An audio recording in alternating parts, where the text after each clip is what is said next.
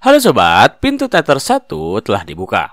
Kali ini Mimin bakalan ngebahas salah satu film yang berlatar belakang penjara.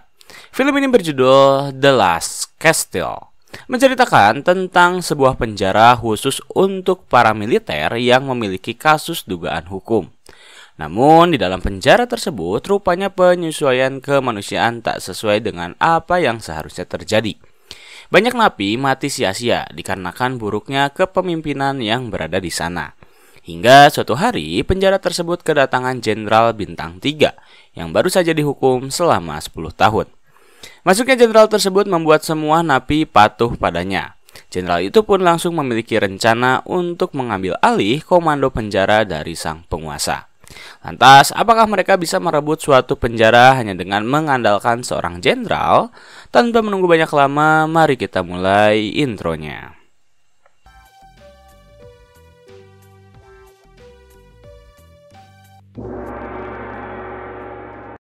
Scene dimulai dengan menampilkan sebuah penjara militer yang terlihat tampak asri dan damai.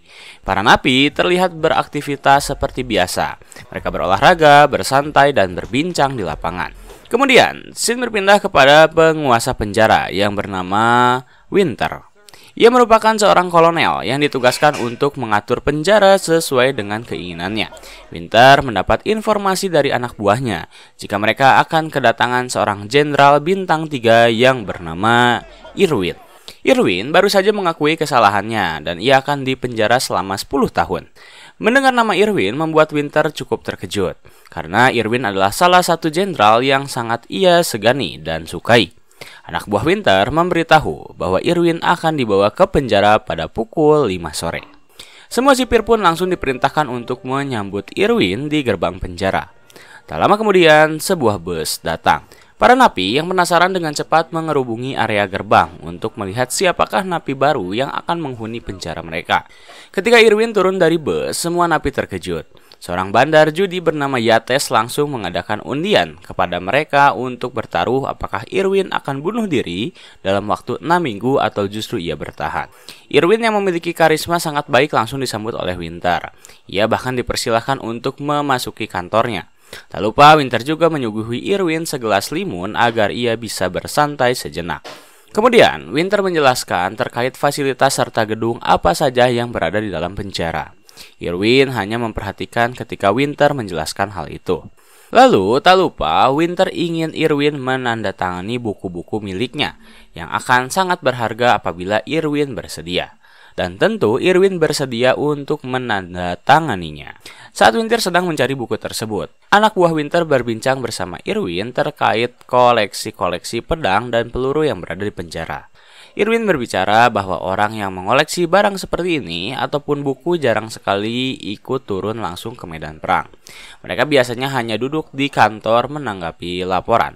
Mendengar Irwin berbicara seperti itu membuat Winter mengurungkan niatnya.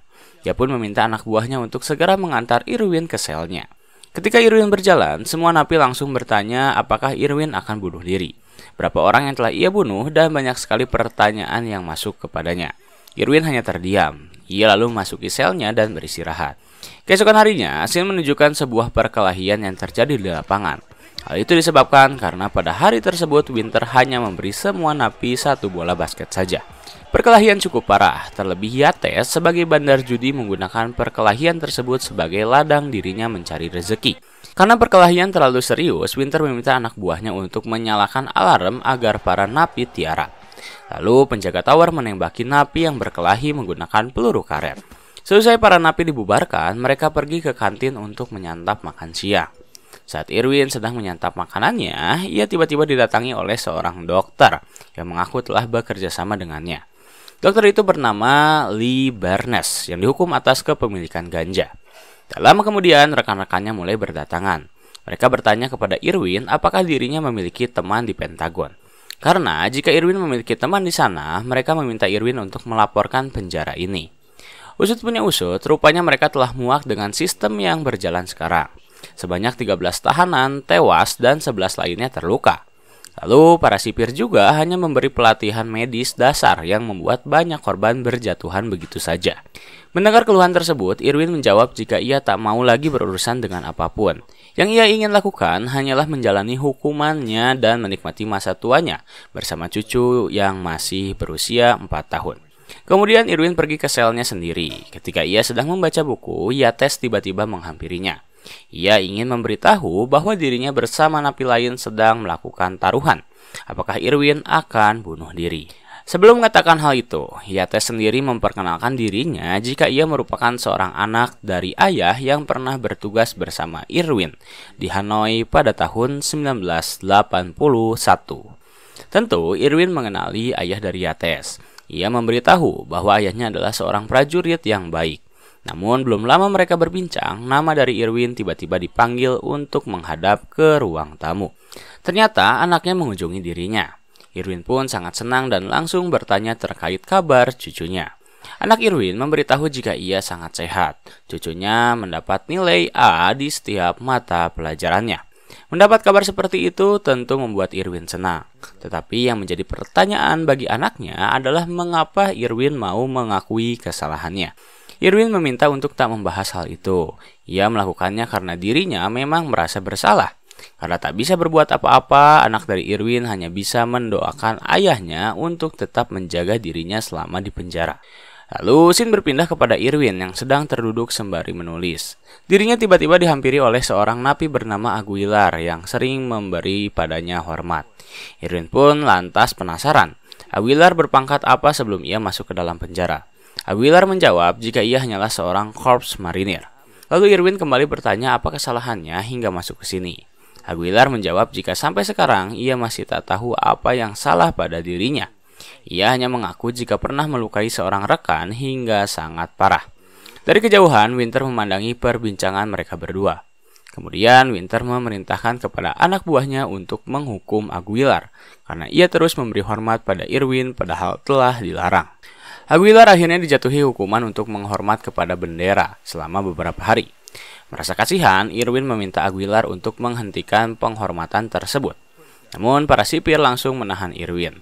Mereka meminta Irwin untuk tak ikut mencampuri urusan napi lain. Tetapi Irwin yang memiliki jiwa jenderal terus-menerus meminta Aguilar untuk berhenti. Hingga akhirnya para sipir dengan terpaksa memukul Irwin berkali-kali hingga ia terjatuh. Kemudian Winter pun langsung turun tangan. Ia meminta maaf atas kejadian itu dan meminta Irwin untuk menyesuaikan diri dengan peraturan yang ada. Karena Irwin selalu ikut mencampuri urusan napi lain, akhirnya Winter menjatuhi kembali hukuman padanya.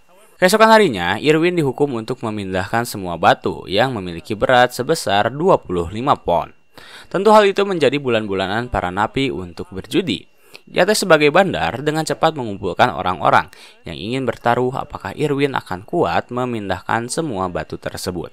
Perlahan Irwin memindahkan satu persatu batu itu. Lee Barnes selaku dokter meminta Irwin untuk mengambil minum sejenak jika ia merasa lelah. Barnes juga menyarankannya untuk membuka baju karena apabila Irwin terus memaksakan diri, maka tak bisa dipungkiri dirinya akan pingsan. Akhirnya Irwin pun membuka bajunya. Terlihat beberapa bekas luka yang membuat semua napi terkejut. Ketika batu tersisa satu buah lagi, Irwin perlahan kehilangan konsentrasinya. Ia tak sengaja menabrak seorang napi hingga membuatnya terjatuh dan tersungkur pada waktu yang ia bawa. Beruntung Barnes berhasil memintanya untuk kembali berkonsentrasi dan Irwin dinyatakan masih kuat untuk bekerja. Rupanya Irwin tak hanya memindahkan batu tersebut, tetapi ia juga diminta untuk memindahkan batu yang lainnya pada keesokan hari. Tetapi karena apa yang Irwin lakukan membuat para napi terus berkerumun, Winter memutuskan untuk lebih menghukum Irwin dengan cara memasukkannya ke dalam ruang isolasi. Winter juga sempat meminta maaf karena ia terpaksa menjalankan peraturan yang ada. Terkait Aguilar, Winter memberitahu bahwa dahulu ia pernah menghajar atasannya menggunakan palu hingga atasan Aguilar terluka parah. Ia hanya ingin mengingatkan bahwa tak semua napi bisa Irwin bela. Lalu setelah beberapa hari dirinya berada di ruang isolasi, Winter pun mengeluarkannya. Ketika Irwin telah kembali ke selnya, Yates menghampirinya. Ia memberikan 36 gulung rokok karena Aguilar telah berhasil memenangkan taruhan atas dirinya. Namun Irwin memanggil Aguilar. Ia memintanya untuk membagikan rokok tersebut kepada napi lain karena dirinya tak merokok. Mereka pun lalu kembali berbincang. Yates memberitahunya jika dulu ayahnya berkata bahwa Irwinlah yang membuat ayahnya tetap hidup di Hanoi. Irwin hanya tersenyum tanpa ingin memperlihatkan jika ia memang telah menyelamatkan nyawa ayah dari Yates. Lalu scene berpindah kepada Irwin yang mendatangi seorang napi bernama Beaupre yang sedang membangun sebuah dinding. Saat itu Irwin hanya bertanya untuk apa dinding tersebut. Beaupre hanya menjawab jika ia hanya menjalankan tugas saja. Kemudian Irwin menghampiri sebuah batu. Di sana tertera sebuah nama dari seorang prajurit yang ternyata pernah membangun penjara ini pada zaman dahulu. Lalu Irwin memberitahu jika dinding bukanlah hanya tumpukan batu, tetapi bisa saja itu menjadi sebuah perlindungan diri. Mendengar hal itu, Beaupre bertanya bagaimana cara mereka melakukannya. Irwin menjawab ia tak tahu. Ia menyuruh Beaupre untuk bertanya kepada Aguilar, karena ayahnya adalah seorang tukang batu. Akhirnya, setelah Irwin memberi sepatah kata tersebut, keesokan harinya mereka memutuskan untuk merobohkan dinding itu dan membangun ulang kembali sesuai dengan arahan dari Aguilar. Hasilnya, kali ini dinding terlihat lebih rapih dari sebelumnya. Aguilar benar-benar sangat senang karena pada akhirnya para napi bisa mendengar apa yang sering ia sarankan. Namun kekompakan para napi itu membuat Winter tak senang. Ia menyuruh anak buahnya untuk memanggil Irwin ke hadapan kantornya. Di sana Winter menjelaskan jika tak ada napi yang mati sia-sia di tangannya. Selama dirinya menjabat, ia telah menjalankan berbagai macam peraturan yang menurutnya bekerja dengan baik. Winter tahu bahwa Irwin telah mengkomandoi ribuan prajurit. Tetapi semua itu berbeda ketika dirinya memegang kendali pada sebuah penjara. Dan pada 2 menit yang akan datang, dinding tersebut akan diruntuhkan. Benar saja, tiba-tiba sebuah truk penghancur muncul untuk berusaha menghancurkan dinding tersebut. Melihat truk ingin menghancurkan usahanya, Aguilar lantas memasang badan untuk menghadang truk tersebut. Ia tak peduli apa jadinya, yang terpenting dinding tersebut tak dihancurkan. Karena Aguilar keras kepala, Winter memerintahkan anak buahnya untuk menembak Aguilar.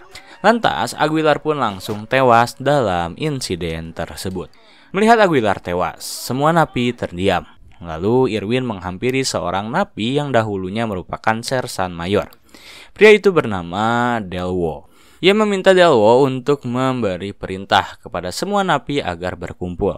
Delwo pun menaiki reruntuhan dinding dan berbicara dengan lantang untuk meminta semua napi berkumpul. Awalnya semua napi terheran, tetapi ketika mereka telah berkumpul, Irwin lalu berdiri di hadapan semua napi. Ia berbicara tentang betapa hebatnya seorang korps marinir bernama Aguilar ini. Setelah Irwin memberi pidato, semua napi langsung menyanyikan lagu kebangsaan mereka yang membuat rasa semangat kesatuan semakin berkumpul, yang tentunya membuat Winter semakin kepanasan. Melihat kejadian itu, Winter langsung meminta semua napi agar kembali ke selnya masing-masing. Khawatir Irwin memiliki rencana untuk mengambil alih penjara, anak buah Winter menyarankannya untuk segera memanggil Jenderal Wheeler. Keesokan harinya, Winter pun benar memanggil Jenderal Wheeler untuk melaporkan kejadian tersebut. Ia mengatakan bahwa menurutnya Irwin telah kehilangan kendali. Ia tak waras dan berusaha untuk mengambil alih penjara. Karena tak percaya dengan perkataan Winter, Wheeler meminta untuk mempertemukan dirinya dengan Irwin. Mereka pun lalu berbincang terkait keluh kesah Irwin selama di penjara. Ketika mereka sedang berbicara, Winter mendapat sebuah surat. Isi surat tersebut adalah informasi jika Jenderal Wheeler akan diculik oleh salah seorang napi. Melihat surat tersebut, Winter lantas langsung mengumumkan pada para sipir untuk segera mengamankan Jenderal Wheeler. Padahal saat itu Jenderal Wheeler sedang mendengar keluhan Irwin tentang betapa buruknya komando yang dipimpin oleh Winter. Alhasil, ketika perbincangan tersebut sedang memasuki jenjang serius, para sipir langsung memberhentikan pembicaraan. Mereka menarik secara paksa Jenderal Wheeler untuk segera menjauhi Irwin. Tak hanya itu, mereka juga meminta semua napi untuk tiarap dan menyerah. Setelah semua situasi telah aman, Jenderal Wheeler lantas berpamitan. Ia masih tak paham mengapa dirinya tiba-tiba ditarik begitu. Sebelum dirinya pergi, Jenderal Wheeler sempat memberi isyarat pada Winter untuk segera memperbaiki peraturannya. Apabila ia mendengar kembali ada satu napi yang tewas, maka ia akan segera menurunkan Winter dari jabatan komandonya. Setelah Wheeler pergi, Winter pun langsung melancarkan rencananya untuk menyangkal seluruh rencana yang Irwin miliki. Hal yang pertama ia lakukan adalah menjebloskan rekan-rekan dari Irwin yang terlihat selalu bersamanya. Mereka dimasukkan ke dalam ruang isolasi agar Irwin tak bisa berbincang bersama mereka. Irwin yang hanya bisa melihat kejadian tersebut terdiam di selnya. Lalu saat ia sedang menyantap makanannya, rekan-rekannya tetap menghampiri Irwin untuk meminta penjelasannya. Mereka pun memiliki rencana untuk membicarakan terkait perpindahan kekuasaan. Hal yang pertama Irwin lakukan adalah mengecoh penjaga yang sedang bertugas di kantin. Setelah cara itu berhasil, lalu Irwin meminta semua napi untuk mendengarkan komandonya. Ia mengakui bahwa dirinya memang bersalah. Ia pernah tak mendengar perintah presiden dan yang lainnya. Namun meskipun ia adalah orang yang salah, tetapi hal tersebut tak bisa membuat seorang pun menghilangkan jati dirinya sebagai prajurit. Lalu Irwin membacakan peraturan dari bagaimana seorang prajurit bisa mengambil alih kekuasaan. Setelah 7 poin ia bacakan, Irwin menegaskan kepada seluruh napi jika mereka harus bersatu untuk menggulingkan kekuasaan Winter. Semua napi langsung bersorak, berteriak sangat keras. Setelah pertemuan itu, Irwin kembali menggelar pertemuan kedua bersama rekan-rekannya yang telah keluar dari ruang isolasi.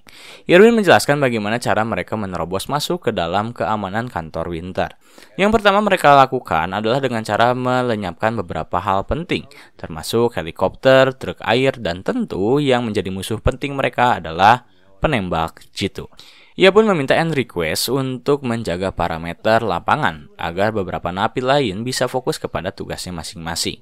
Ketika semua rekannya telah mengerti, ia meminta mereka semua untuk bubar jalan karena telah memiliki firasat bahwa Irwin akan melakukan sebuah pemberontakan. Winter langsung memanggil seorang bandar judi yang ia percayai yaitu Yates. Ia meminta Yates untuk berbicara padanya terkait apa yang akan Irwin lakukan. Yates pun memberitahu hal itu bahwa Irwin sedang berada dalam jalan perangnya. Winter tersenyum, lalu ia memberi Yates penawaran untuk menjadi seorang informannya yang bertugas memata-matai setiap rencana yang Irwin miliki. Dengan imbalan, ia akan dikurangi masa hukumannya. Namun, apa yang Winter lakukan ternyata telah Irwin duga. Setelah bertemu dengan Winter, Irwin langsung menghampirinya. Ia tahu Winter mengetahui potensi yang Yates miliki. Maka dari itu, ia menawarinya sebuah pekerjaan untuk memata-matai rencananya. Sekarang Irwin meminta Yates untuk memiliki kemana ia akan berpihak. Yates terdiam. Keesokan harinya ia kembali menghampiri Winter untuk bernegosiasi. Yates akan memberitahu seluruh rencana yang Irwin miliki, dengan syarat ia harus dikeluarkan dari penjara pada pagi harinya. Karena menurutnya, apa yang ia lakukan terlalu beresiko. Ketika semua napi telah berhasil diruntuhkan, maka ia akan menjadi incaran mereka. Namun Winter tak menyetujuinya. Ia tak bisa mengeluarkan Yates begitu saja. Paling lambat, ia akan mengeluarkannya 7 hari setelah rencana Irwin gagal. Tetapi hal itu membuat Yates tak senang. Ia pun berkhianat dengan cara mengambil bendera milik Winter, yang membuat Winter marah dan langsung menendang Yates keluar. Setelah mengetahui adanya pencurian bendera, Winter memerintahkan kepada rekannya untuk menggeledah setiap sel agar mereka mengetahui siapa yang telah mencuri benderanya. Sementara para napi dikumpulkan di tengah lapangan. Ketika semua napi dikumpulkan di tengah, Winter bertanya berapa pasukan yang sedang menggeledah seluruh sel. Anak buahnya menjawab 1.000 pasukan. Tanpa mereka sadari, Irwin justru menjalankan rencananya di tengah lapangan. Alhasil, beberapa penjaga yang sedang berada di lapangan tak kuasa membendung serangan dari para napi yang berusaha mendobrak masuk ke dalam. Peperangan pun dimulai. Irwin langsung mengkomandoi seluruh prajuritnya untuk menahan pintu masuk para sipir yang hendak melawan mereka. Kemudian ia meminta Delwo untuk mengeluarkan senjata andalan mereka yang akan menembus pertahanan milik Winter. Benar-benar tak pernah Winter sangka, Irwin memiliki sebuah senjata pelontar yang bisa menghancurkan kantornya. Tak hanya itu, mereka juga memiliki sebuah meriam yang bisa membakar habis pos penjaga penembak jitu. Karena merasa sudah waktunya untuk mengeluarkan meriam air, Winter meminta anak buahnya untuk mengeluarkan senjata tersebut. Tetapi Irwin telah memprediksinya terlebih dahulu. Ia langsung meminta anak buahnya untuk mematikan saluran air yang membuat meriam air tak berfungsi. Prajurit semakin berhasil menguasai penjara. Saat situasi sedang kisruh, Winter mendapat panggilan komunikasi dari Irwin jika kali ini penjara telah berhasil mereka kuasai. Namun Winter masih tak mau kalah. Ia meminta rekannya untuk mengeluarkan senjata terakhir mereka yaitu helikopter. Tetapi lagi-lagi Irwin berhasil memprediksi hal itu. Ia memerintahkan prajuritnya untuk kembali mengisi meriam air dan mulai menyerang helikopter. Alhasil helikopter tak terkendali dan disinilah Yates bekerja. Ia langsung menaiki sebuah tali yang telah prajurit tancapkan pada helikopter. Namun tanpa sengaja, tali tersebut putus yang membuat Yates harus bekerja cukup keras. Meskipun begitu, Yates berhasil memanjat tali dan langsung mengambil alih helikopter. Kemudian ia merusak helikopter tersebut dengan cara menabrakkan ekornya pada pos terakhir milik penembak jitu. Di situasi ini, Winter telah kalah telak. Ia tak bisa melakukan apa-apa selain menurunkan ultimatum terakhir, yaitu senjata dengan peluru asli. Winter lalu keluar sembari membawa anak buahnya yang telah siap menembak. Semua napi berkumpul untuk menghadang. Ia berteriak dengan lantang untuk meminta semua napi agar tiarap. Apabila mereka tak mau mengikuti arahannya, maka mereka harus bersiap-siap untuk ditembak mati. Para napi masih tetap mempertahankan posisinya. Namun Irwin yang merasa jika mereka telah kalah meminta semua prajuritnya untuk tiarap. Memang benar, prajurit mengikuti arahan dari Irwin. Lalu saat Winter meminta Irwin untuk melakukan hal itu, ia menolak. Irwin langsung mengambil bendera dan memasangkannya di tiang. Apa yang Irwin lakukan membuat Winter benar-benar marah. Ia meminta Irwin untuk tak melakukan hal itu. Namun Irwin tetap saja memasangkan bendera tersebut. Dan ketika bendera terpasang, ia memberi hormat. Winter yang telah emosi memutuskan untuk menembak Irwin berkali-kali hingga tewas, yang membuat anak buahnya justru menangkap dirinya sendiri. Winter pada akhirnya didakwa telah menyalahgunakan kekuasaannya dengan cara kekerasan.